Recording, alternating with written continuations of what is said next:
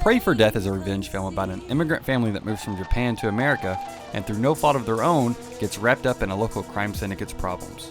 The criminals falsely accuse the father, Akira Saito, played by Sho Kosugi, of stealing a necklace, and they end up hunting down his family in order to get it back. Akira then puts on his ninja gear to seek some sweet ninjutsu justice. The synopsis for Pray for Death is exactly what you'd want out of an American-produced 80s ninja film. With Arrow Video handling the recent HD re-release, you also know you'll get a great transfer as well as some nice extras. This includes a 2015 interview with Sho Kosugi, as well as an archived interview and footage from the film's New York premiere. As with a lot of Arrow Video releases, this one also includes an uncut version of the film that restores some shots that had to be cut in order to meet MPAA restrictions for an R rating.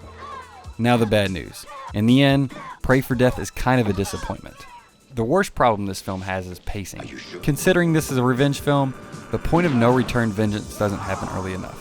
While there are short and sweet bits of Kosugi taking out criminals throughout, his true rampage of death and destruction doesn't begin until the last 20 minutes of the film. With Sho Kosugi as the lead, you can expect most of the action to be pretty solid, but there are some pretty lame moments where there's obviously no contact happening.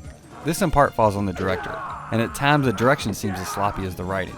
The film is directed by Gordon Hessler and was written by James Booth, who also stars as Limehouse Willie, the central villain of the film. Booth gets a ton of screen time, probably since he wrote it that way, but unfortunately his character doesn't have much texture to him, aside from being just plain evil. Pray for Death could have benefited from some heavy editing and restructuring, as a lot of the acting is just serviceable, and it feels like the entire movie is spent just waiting for Kosugi to let loose. For those who are already fans of Pray for Death, this Arrow Video release could not be recommended more. It's a must-buy as the transfer looks excellent, and it also includes an uncut version of the film.